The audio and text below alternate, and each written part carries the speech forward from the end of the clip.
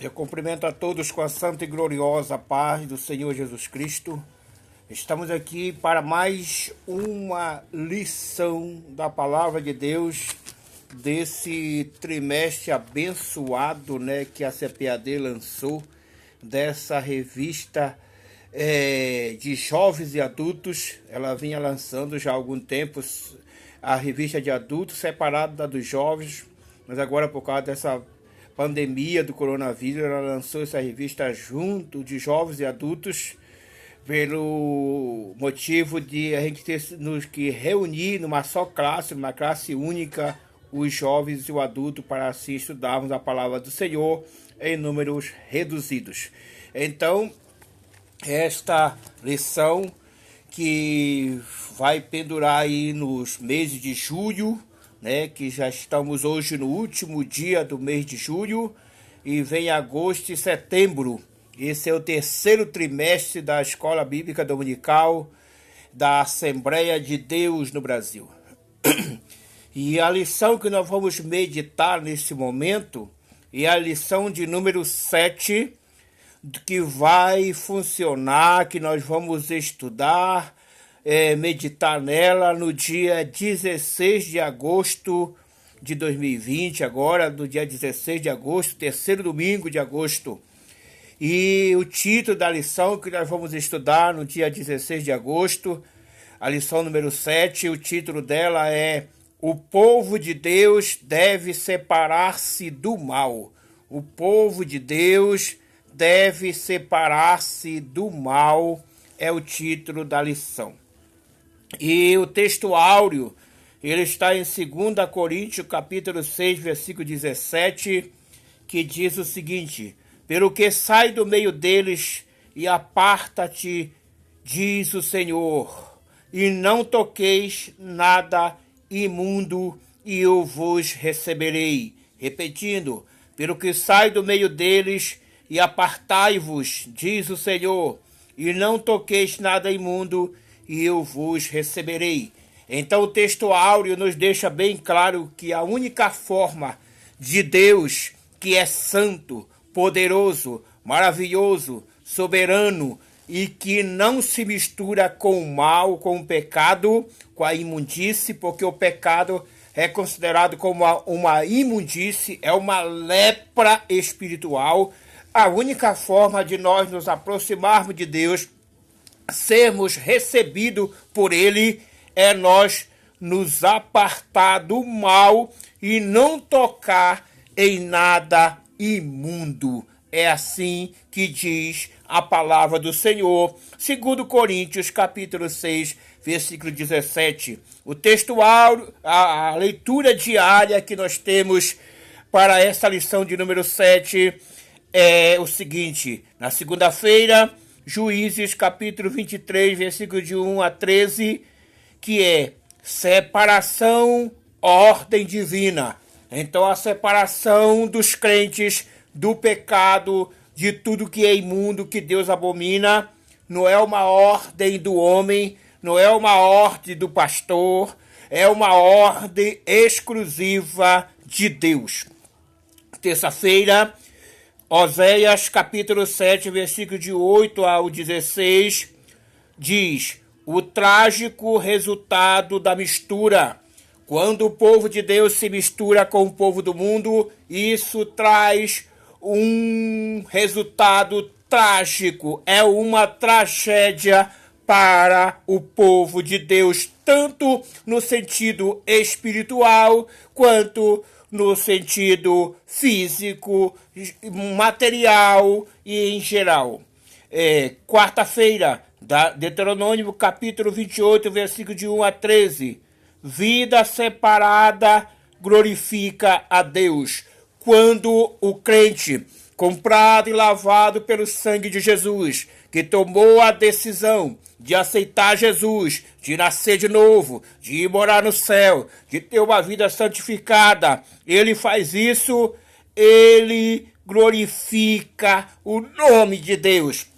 É como a Bíblia diz: o povo do mundo, eles olham para nós e glorificam o nome do Senhor nosso Deus. Louvado seja Deus. Eles olham para nossas atitudes, para o nosso testemunho, para nossas boas obras e levantam a mão para o céu e glorificam a Deus, porque eles veem Deus em nossas vidas. Eles veem a forma que Deus operou em nossas vidas. Eles lembram de que como nós era antes de ser crente, de aceitar Jesus e como nós somos hoje. E eles veem que verdadeiramente Deus entrou em nossas vidas, se cumpriu em nós. Apocalipse 3:20, Deus entrou em nossas vidas, nós abrimos o coração e Deus entrou e transformou e mudou a nossa maneira de viver,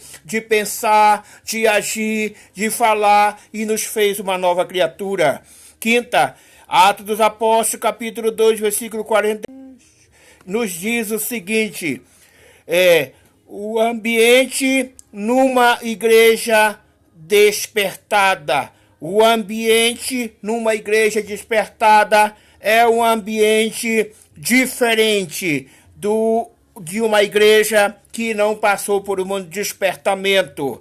Sexta, Isaías capítulo 52, versículo de 1 até 11. O despertamento renova o crente, renova a igreja, renova os obreiros. Sábado, Romanos capítulo 13, versículo de 11 ao 14.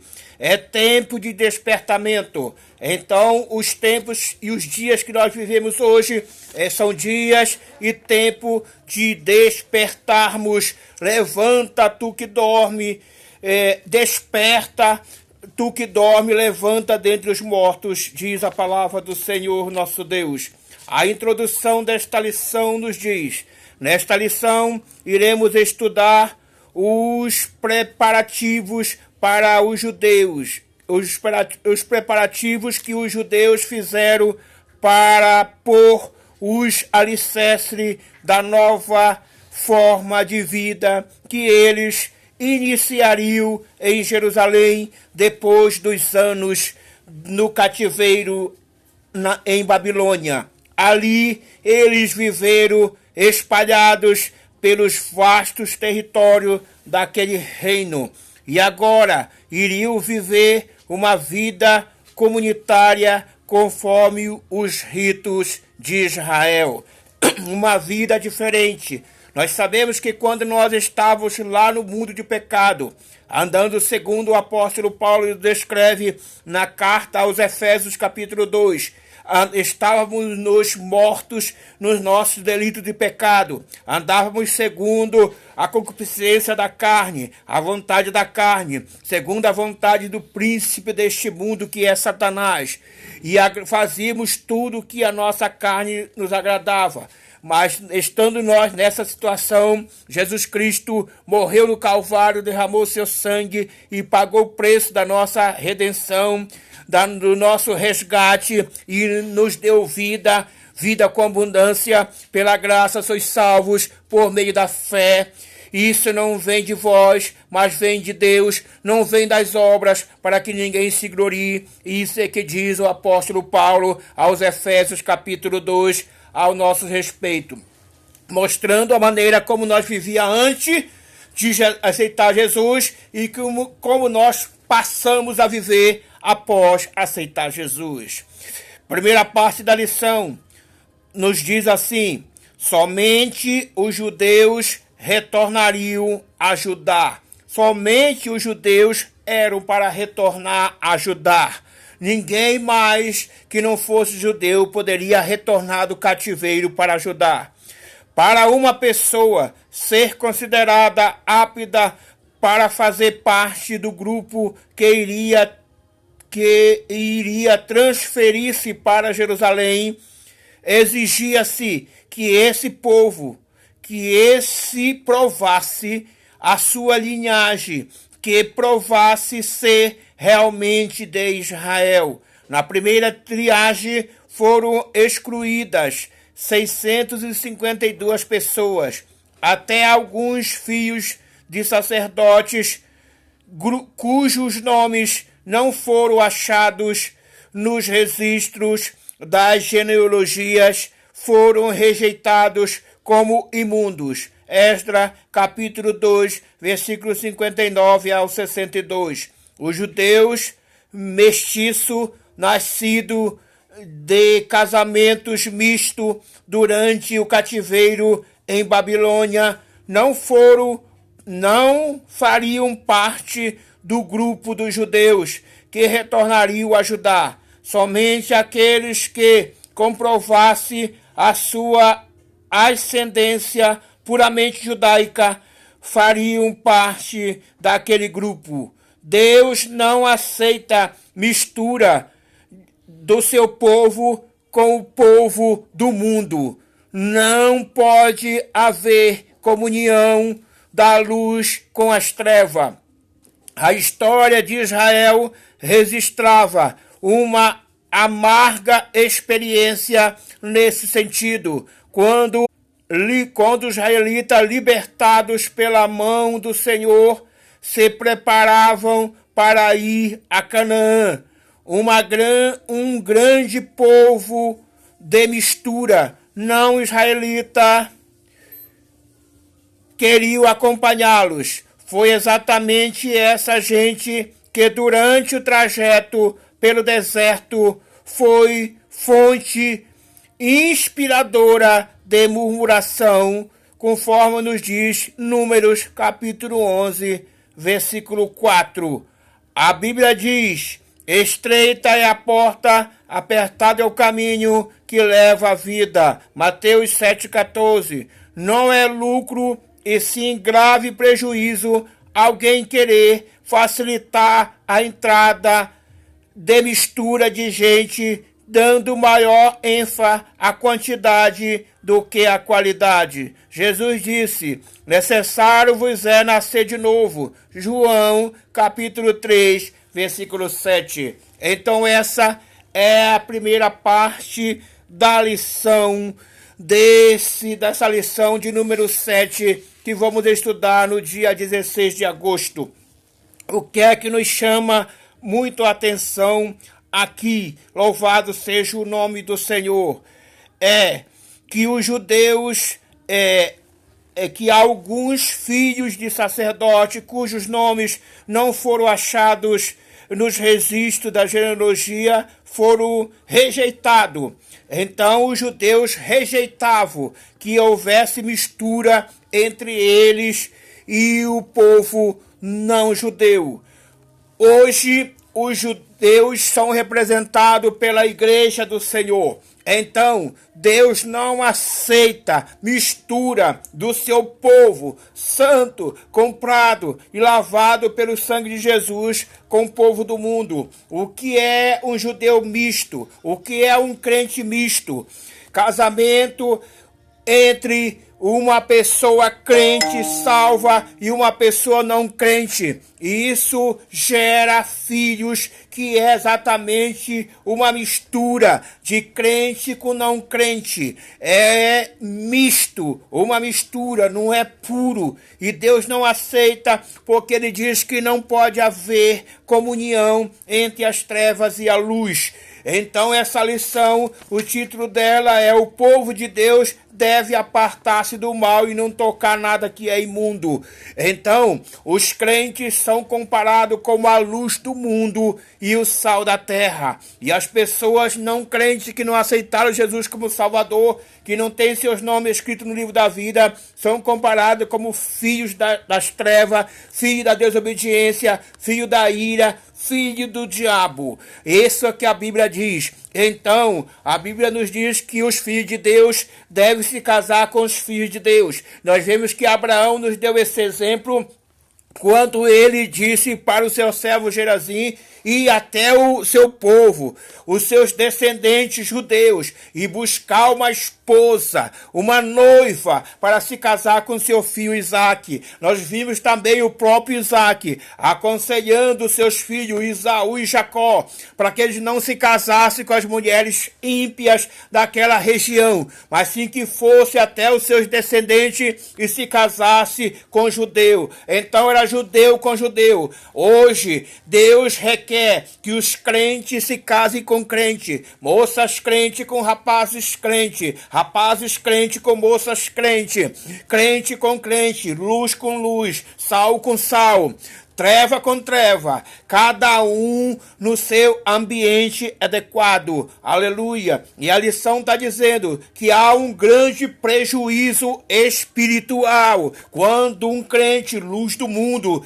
se mistura com a pessoa do mundo, das trevas, quando ele se mistura com o filho de Belial, com o ímpio, desobediente, há um prejuízo muito grande. É sempre normal que o filho das trevas, o filho da desobediência, o filho do pecado, aleluia, ele influencie de uma forma negativa e muito forte na vida do crente e termina levando o crente que servia a Deus, que adorava a Deus, que vivia em santidade, separado do mal, aleluia, a adorar um Deus morto, a fazer coisas ímpias, impiedosas, que Deus abomina, a praticar toda a obra do mundanismo, do pecado e que Deus abomina. Aleluia! Louvado seja o nome do Senhor nosso Deus.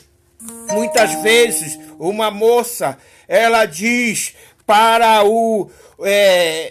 que ela vai namorar com aquele rapaz e vai ganhar o corpo físico para ela e a alma para Jesus. Aleluia! Mas todas as experiências que nós tivemos até agora de moças crentes que tentaram fazer isso e que namoraram com rapazes não crentes, ou rapazes crentes que namoraram com moças não crentes, na intenção de ganhar o corpo para eles e a alma para Jesus, eles não ganharam, não tiveram êxito. Pelo contrário, o rapaz não crente levou a moça crente a se desviar dos caminhos do Senhor, e foi um prejuízo espiritual e também físico, porque o rapaz não crente, aleluia, nunca quis aceitar Jesus, e com isso passou a tratar mal a moça crente, não lhe dando mais direito dela ir para a casa do Senhor e servir a Deus. E foi terrível o sofrimento da moça,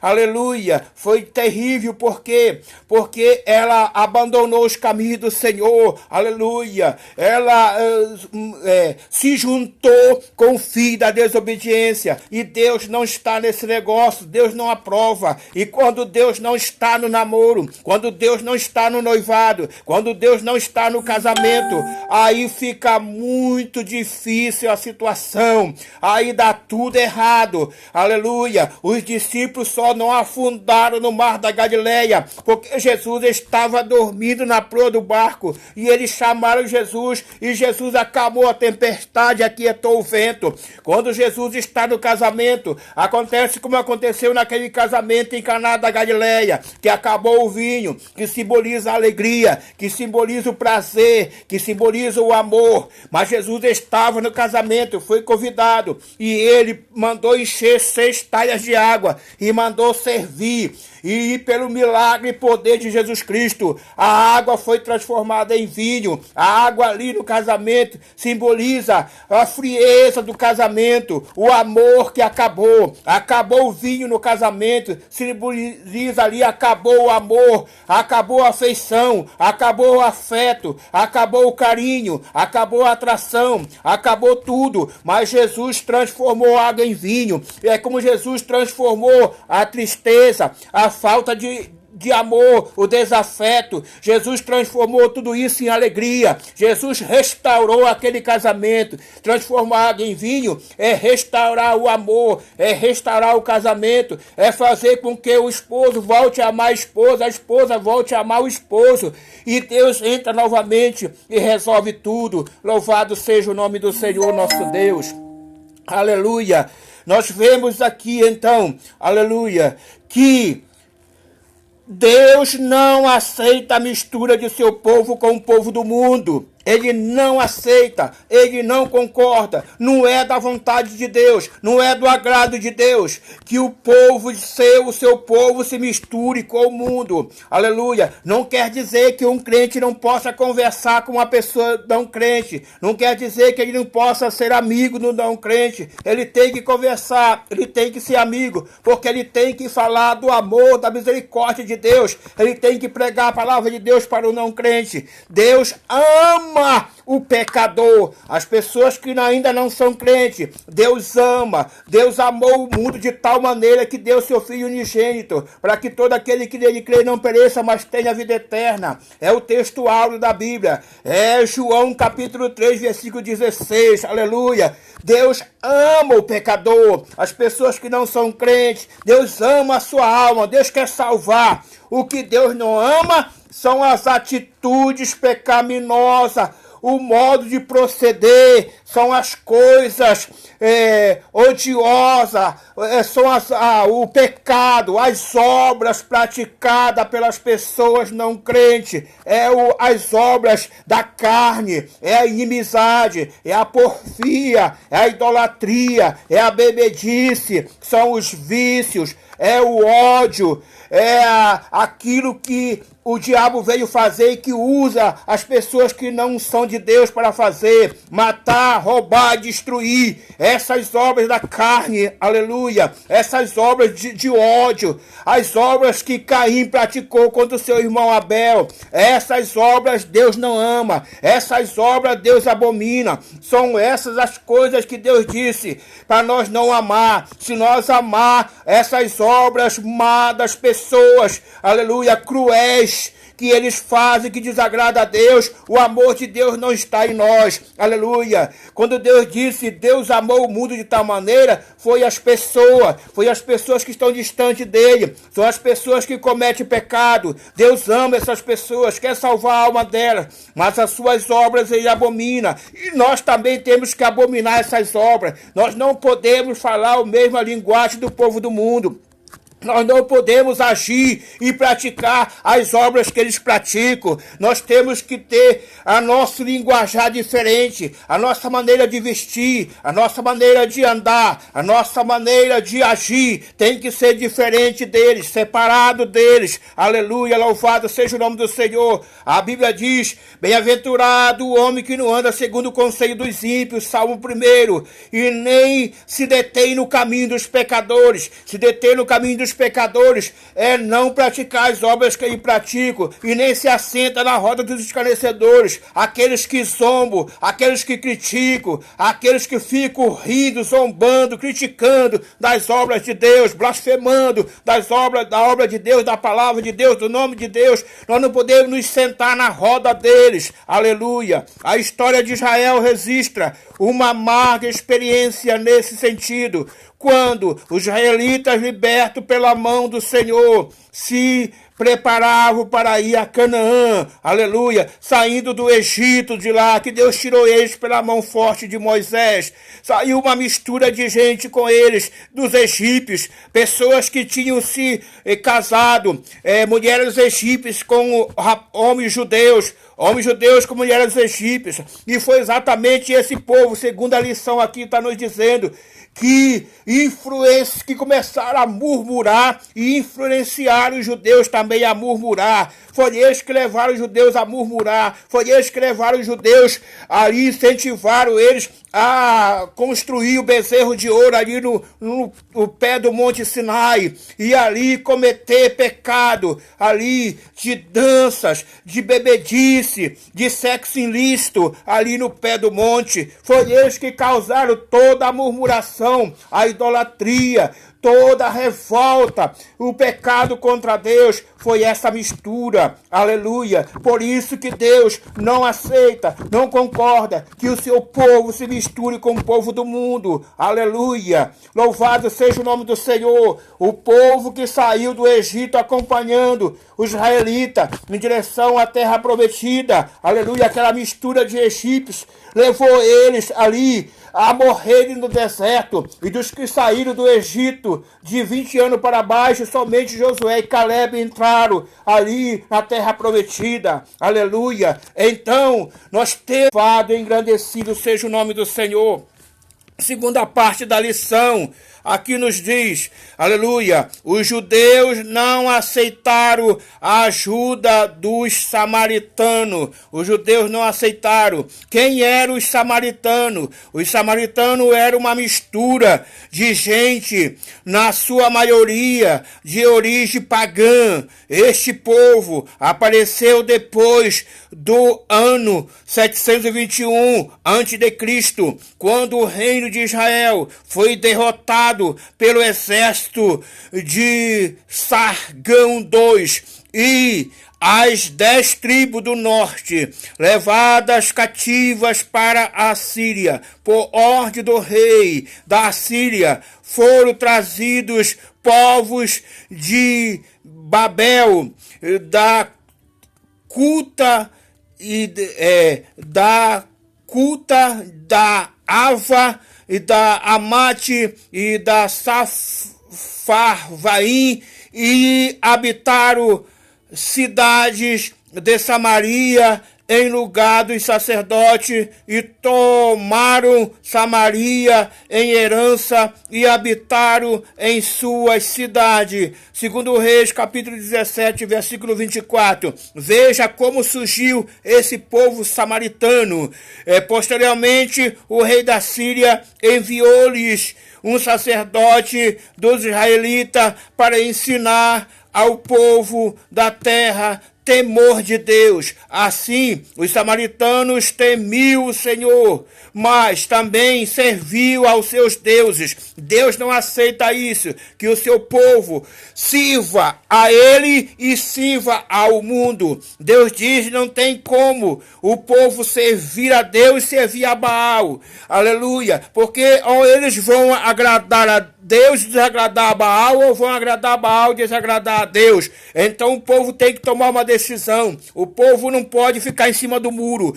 Josué disse, vocês vão ter que tomar uma decisão. Ou vocês vão servir o Deus dos vossos pais, ou vocês vão servir o Deus dos amorreus que ficou do outro lado do Jordão. Mas, independentemente da decisão que vocês tomarem, eu vos digo que eu e a minha família já tomamos uma decisão. Nós vamos servir ao Senhor. Louvado seja o nome do Senhor.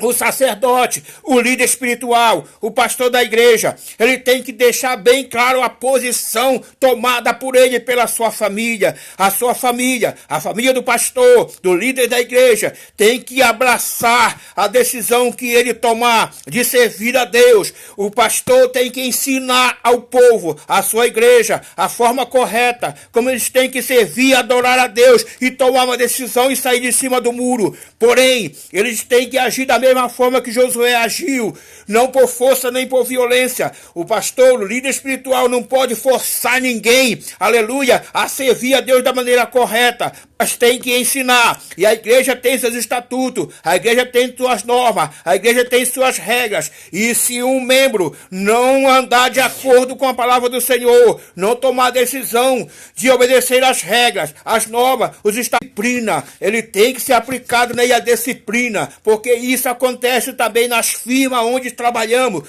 Cada firma tem sua regra, tem sua norma. As Forças Armadas também têm. E se os funcionários, os empregados, não andarem de acordo com as normas, com as regras das firmas, eles recebem punição e são até mandados embora, e às vezes por justa causa. Assim é na obra de Deus. A igreja tem regra, a igreja tem norma, a igreja tem estatuto, e os líderes com pulso forte têm que, segundo a palavra de Deus, orientar, ensinar e cobrar de cada membro, aleluia, a obediência a Deus. Aceitaram o ensino dos sacerdotes israelitas, mas não deixaram a idolatria. Aleluia, louvado seja o nome do Senhor. Aí, na igreja tem gente assim, aceita e concorda, mas não deixa a idolatria, não deixa o outro Deus. Aleluia. A idolatria não significa só adorar uma imagem de escultura. Não. Tudo aquilo que você cuida mais, que você zela mais, que você aplica mais seu tempo. Aleluia. Que você se preocupa preocupa mais, aleluia, do que a obra de Deus, se torna um ídolo para você. Então, você tem que amar acima de todas as coisas a Deus, aleluia. Deus tem que estar acima de todas as coisas, acima de tudo, porque Ele é soberano. Louvado seja o nome do Senhor. Representam muito bem uma vida na carne, da qual a idolatria é uma expressão. Gálatas capítulo 5, versículo 20. Os samaritanos ofereceram com cooperação aos judeus. Quando os judeus começaram a construção do templo, os samaritanos ofereceram-se para cooperar. Esdras capítulo 4, versículo 1. Os judeus, porém, rejeitaram firmemente a proposta. Esdras 4, de 1 a 3. Igualmente, quando a construção dos muros, a cooperação dos samaritanos foi recusada. Neemias capítulo 6, versículo 2 e 3. Esta atitude é bíblica, pois a Bíblia manda que nós devemos nos afastar daqueles que não têm a sã doutrina. 1 Timóteo capítulo 6, versículo 3 e 5, e Tito capítulo 3, versículo 10, 2 João capítulo 10, versículo 11. Igualmente devemos nós afastar daqueles que tem uma vida irregular. 2 Pedro, capítulo 3, versículo 17. 1 Timóteo, capítulo 6, versículo 20.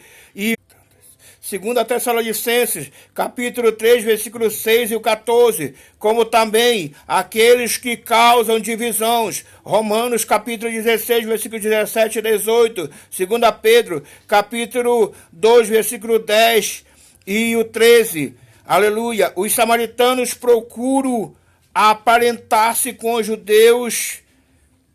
Casaram-se. Samaritanos casaram com as filhas dos judeus e deram filhas aos judeus em casamento. Alguns caíram nesta armadilha. Esdras capítulo 2, versículo 1 e 2. Este assunto é tão sério e importante que merece um estudo em separado que iremos fazer na lição de número 12. Os samaritanos tornam-se inimigos dos judeus. Os samaritanos invejaram os judeus antes de os judeus terem chegado a Jerusalém. Os samaritanos tinham uma certa liderança na região. Quando os judeus chegaram e começaram a sacrificar ao único Deus verdadeiro e a adorá-lo, então a atenção dos habitantes da região passou para os judeus e os samaritanos perderam a sua posição privilegiada e encheram-se de inveja. João capítulo 11, versículo 47, 12 e 49. Este sempre foi assim. Os fariseus tinham inveja dos judeus, os sacerdotes tinham inveja da igreja e etc. Os samaritanos imaginaram que se conseguisse associar-se aos judeus, gozariam do mesmo prestígio que estes. Quando os judeus não aceitaram nada da parte dos samaritanos, velado transformou-se em inimizade declarada. Louvado seja o nome do Senhor. Então nós podemos ver o tamanho do prejuízo que acontece quando o povo de Deus se mistura com o povo do mundo. Quando o povo de Deus não obedece à palavra de Deus e se casa, crente com não crente, isso é um prejuízo tremendo. Isso é algo que realmente traz muitos prejuízos para o povo de Deus.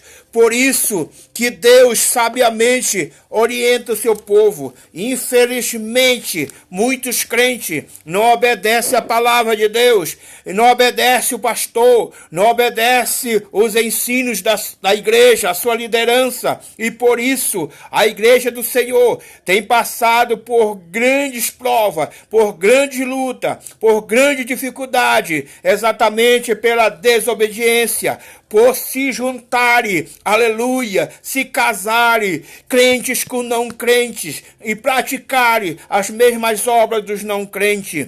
Aleluia. Terceira parte da lição. Deus exige santidade do seu povo. Em toda a história do povo de Deus, observe-se que ele para manifestar-se no meio do seu povo, exige plena santidade. Deus espera que seu povo esteja sempre em comunhão com ele, vivendo separado do mal. Aleluia! Deus exige, Deus requer, Deus é santo, e importa que aqueles que lhe adoram e lhe servem e lhe têm por Pai sejam também santos. Louvado seja o nome do Senhor. Retornado do cativeiro, Israel separou-se do mal, segundo Coríntios capítulo 6, versículo 17 e capítulo 7, versículo 1. Por isso, a bênção de Deus os acompanhou e eles conseguiram concluir a construção do templo e reconheceram que Deus fizera esta obra. Neemias 6, 16. Então, quando o povo de Deus, quando a igreja de Deus se separa do mal, se aproxima de Deus, se separa do pecado, vive uma vida de santidade, Deus os recebe, Deus se manifesta no meio deles, Deus luta por eles, Deus os abençoa, Deus prospera tudo que eles colocam a mão, e aonde eles colocam a planta do pé, Deus abençoa, Deus dá a eles por herança. Quando Josué se preparou para passar o Jordão, ele disse ao povo: santificai-vos, porque amanhã fará o Senhor maravilha no meio de vós, para que Deus faça maravilha no nosso meio, para que Deus venha operar no nosso meio, para que Deus volte a salvar os pecadores, reconciliar o desviado, curar os enfermos, fazer milagre, maravilhas, mortos ressuscitar, coxos e paralíticos andar, cego ver, surdo ouvir, mudo falar. Precisamos nos santificar, precisamos consagrar nossas vidas a Deus, porque assim Ele fará maravilhas no nosso meio. Louvado seja o nome do Senhor. O anjo do Senhor visita o acampamento dos israelitas. Antes de iniciar a conquista de Canaã, Josué recebeu visita de um anjo. Josué então lhes perguntou: que diz meu senhor ao seu servo? E a resposta que recebeu foi: descalça os sapatos dos teus pés, porque o lugar em que estás assentado é santo. Louvado seja o nome do Senhor. Josué capítulo 5, versículo 13 a 15. Aleluia. Tirar o sapato dos pés é estar com respeito, é estar com reverência na casa de Deus, na presença de Deus. É isso que a Bíblia diz: guarda teus pés quando entrares na casa do Senhor. Na casa do Senhor é casa de sacrifício, é casa de oração, é casa de adoração, é casa de louvor, é onde Deus fala, é onde Deus salva, é onde Deus cura, é onde Deus liberta, é onde Deus faz milagre. Louvado seja o nome do Senhor. Israel é derrotado pela pequena cidade de Ai, quando Josué, com o rosto em terra, pergunta ao Senhor por que daquela derrota. O Senhor responde: santificai-vos para amanhã. Anátema há no meio de vós, Israel, diante dos vossos inimigos. Não podereis sustentar-vos até que tires o anátema do meio de vós. O pecado descoberto foi desraigado. E então disse Josué: levanta-te e sobe a Ai, olha que te tenho dado na tua mão o rei de Ai, e seu povo, e sua cidade, e sua terra. Josué 8:1. Nós vemos essa a história quando o povo de Israel, quando ali um cidadão ali de Israel, em desobediência à palavra, pegou do anátema, do proibido, daquilo que Deus tinha dito para eles não pegarem, na cidade de Jericó, ele pegou, e ele e sua família, por causa desse pecado, porque tinha um crente, um judeu em pecado no meio do povo, o povo de Israel foi lutar com a cidade de Ai, uma pequena cidade, que eles poderiam guerrear e vencer com facilidade, mas por causa de um pecado, alguém que estava em pecado no meio do povo de Israel, o povo de Israel foi derrotado. É isso que acontece quando há um crente em pecado, com pecado escondido, ali abafado, oculto, no meio da igreja, no meio do povo de Deus. O povo de Deus é derrotado por causa disso, porque a Bíblia diz que uma ovelha má põe o rebanho a perder, e um pouco de fermento leveda toda a massa. Então, o anátema, o pecado tem que ser tirado, aleluia. Quando um crente está em pecado, ele tem que confessar os seus pecados. A Bíblia diz que aquele que confessa e deixa alcança a misericórdia, tem que passar pela disciplina, tem que sair da comunhão, aleluia, porque Deus precisa continuar operando, a sua obra não pode parar. Deus exige santificação de seu povo para poder operar no meio dele. Louvado seja o nome do Senhor. A quarta parte da lição: devemos manter uma vida de separação do mal. Diz a quarta parte da lição número 7. Os judeus mantiveram-se separados dos samaritanos. Se os judeus tivessem aberto a porta para uma união com os samaritanos, estes provavelmente ter-se-iam mostrado afáveis pacíficos no início, mas teriam perturbado a união que havia entre os judeus, teriam participado do culto dos judeus e afastado a presença do Senhor. Uma vez que Deus não se une com a idolatria, vale a pena manter a separação com o mundo, vale a pena se manter os crentes, a igreja do Senhor, se manter separada do mundo de pecado, se manter separado da idolatria, da bebedice, do adultério, da prostituição, da fornicação, do ódio, de todo o ressentimento, raiz de amargura, inveja, ciúme e tudo que desagrada a Deus. Vale a pena se manter separado. Aleluia. A Bíblia mostra exemplos de servos de Deus que duvidaram se valia a pena manter a linha de separação do mal. Aleluia. O salmista Asaf escreveu no Salmo 73, na verdade, que em vão tenho purificado o meu coração e lavado as minhas mãos na inocência. Salmo 73, versículo 3. Ficou profundamente perturbado, mas Deus o ajudou a encontrar a resposta, até que entrei no santuário, diz Asaf, de Deus. Então entendi o fim deles. Versículo 17. O salmista ficou tranquilo, todavia estou de contínuo contigo. Tu me seguraste pela minha mão direita. Guiar-me-ás com teu conselho, e depois me receberás com glória. Aleluia. Versículo 23 e 24. Asaf entendeu que valia a pena servir ao Senhor.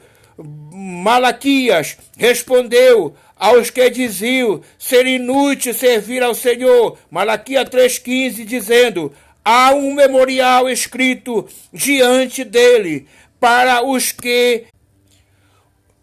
que os que o temem do seu nome, e eles serão meu, diz o Senhor dos Exércitos. Naquele dia que farei, serão para mim particular tesouro. Poupá-los-ei, como um homem poupa o seu filho que o serve. Malaquias 3, 16 e 17. Vale a pena servir ao Senhor. Devemos viver conforme a vontade do Senhor e não conforme a nossa, para que no tempo que vos resta na carne não vivais mais segundo a consciência dos homens, mas segundo a vontade de Deus. 1 Pedro capítulo 4, versículo 2. Qual seria então a vontade de Deus para conosco? A Bíblia diz: esta é a vontade de Deus, a vossa santificação. 1 Tessalonicenses capítulo 4, versículo 3. Qual é a vontade soberana de Deus para com a vida de cada crente, para com a vida da sua igreja, para com a vida dos seus obreiros? É que nós vivemos uma vida de santificação. Viver uma vida de santificação é viver uma vida separada do mundo de pecado, das obras, das atitudes, das ações que as pessoas que não têm Deus na vida praticam. Separado do ódio, separado de toda obra de fornicação, de todo o mal que Deus abomina, separado e aproximado de Deus. A forma de nós nos aproximar de Deus, separado do mundo de pecado, é quando nós conhecemos a palavra de Deus, porque Jesus Cristo falou: conhecereis a verdade, e a verdade vos libertará. Então a palavra de Deus é verdade, Jesus é verdade, e Jesus nos liberta, Jesus nos separa. Quando você lê a Bíblia, quando você medita na Bíblia, quando você estuda a palavra, quando você crê na palavra, quando você obedece a palavra, você entra nesse caminho da santidade, da separação do pecado, porque a Bíblia te separa, a palavra de Deus te separa do pecado e te aproxima de Deus. Louvado seja o nome do Senhor, e gera fé salvífica no teu coração. Aleluia. Observamos que a santificação significa uma vida que se abstém das coisas que não agradam a Deus. É uma vida de abstenção das coisas que não agradam a Deus, conforme a palavra. Apartai-vos, diz o Senhor, e não toqueis nada imundo. 2 Coríntios capítulo 6, versículo 17. Aperfeiçoando a vossa santificação no temor de Deus. 2 Coríntios 7, 1.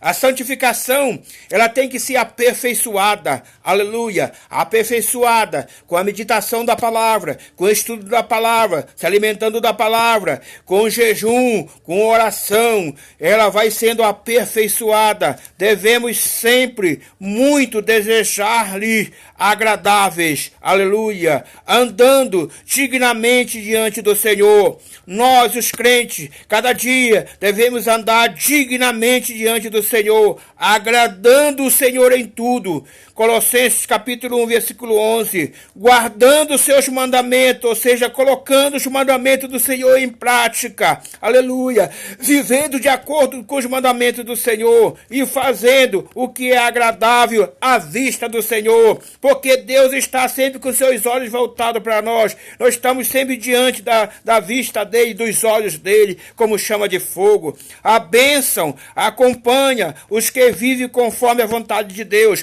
os que vivem em santidade, conforme a vontade de Deus soberana. As bênçãos de Deus estão sempre sobre eles, os acompanhando. Louvado seja Deus. Deus garante aos que assim vivem plena vitória contra os ataques do diabo. Os que vivem em santidade, com a vida totalmente entregue a Deus de acordo com a palavra, separado do pecado, Deus garante a vitória contra os ataques do diabo. Os ataques do diabo vão vir, aleluia, mas Deus vai garantir a sua vitória. Deus vai te livrar, meu irmão, minha irmã, do laço do passarinheiro, das pestes perniciosas, dos dados que vêm durante o dia. Deus vai te livrar de todo mal. 1000 cairão ao teu lado, 10.000 à tua direita, mas tu não serás atingido atingido. Se tu viver uma vida de santidade, agradando a Deus, Deus acampa os seus anjos em volta de você, em volta dos crentes, dos obedientes, separados, que têm uma vida de santidade e os livra do mal. O crescimento espiritual deles está garantido. Esses crentes vão sempre crescer espiritualmente. Eles vão sempre estar crescendo no grau de espiritualidade, crescendo em santidade, crescendo em amor, crescendo em poder. E Deus vai dando a eles posições hierárquicas no seu exército, na sua casa, na sua obra. Eles vão estar sempre grandes. Não ficarão como aquele crente menino, precisando ainda de leite racional, de leite primeiro semestre. Mas eles vão ter firmeza, amadurecimento espiritual. O Espírito Santo tem plena liberdade para atuar em suas vidas e eles tornam-se preparados para serem usados por Deus em sua obra. 2 Timóteo, capítulo 2, versículo 19 ao 21. Aleluia. O Espírito Santo tem liberdade. O Espírito Santo está sempre na vida dos crentes separados, santificados. O Espírito Santo vai dar a eles, vai usar eles com seus dons espirituais, com dom de operação de milagre, com dom de visão, com dom de profecia, com dom da ciência, com dom da palavra, com dom de sabedoria. E aí o crente vai poder fazer a obra de Deus que Deus colocar nas suas mãos, segundo a vontade de Deus. Aleluia. Eles estão preparados para o arrebatamento. Os crentes que têm uma vida de santidade, que o Espírito Santo está na vida deles, eles estão preparados para o arrebatamento. Aleluia. Vale a pena viver na vontade de Deus. Hebreus capítulo 12, versículo 15 e o capítulo 15, versículo 5 e o 23. Então essa é a lição que nós vamos estudar exatamente no terceiro domingo do mês de agosto, e que tem como título: O povo de Deus deve separar-se do mal. Você viu aqui a importância que é, o bom que é, o gostoso que é, o quanto vale a pena nós vivermos segundo a vontade de Deus, quanto vale a pena nós nos apartarmos do mal, nos separar do mal, não praticar as obras do diabo, as obras da carne que está escrita em Gálatas capítulo 5, mas praticar o fruto do Espírito, mas viver de uma forma que nos venha agradar a Deus. A Bíblia Sagrada nos diz: deleita-te no Senhor. Deleitar no Senhor, como o salmista diz, é agradar a Deus, é viver de forma que Deus se agrade, porque quando Deus se agrada do seu povo, quando Deus se agrada da vida como o crente vive, Deus o abençoa, Deus o guarda, Deus o protege e Deus o usa poderosamente na sua obra. Esse crente passa por luta, passa por dificuldade, o vento sopra sobre a vida dele, vem de impeto sobre a casa dele, o mar cresce, as dificuldades vêm, mas em todas essas coisas, em todas essas lutas, em todas essas dificuldades, nós somos mais do que vencedores por aquele que nos amou, porque Deus vence por nós, porque Deus batalha por nós, porque Deus nos dá vitória. Então fica com essa palavra e pratica essa palavra e vive essa palavra e seja abençoado por Deus em nome de Jesus.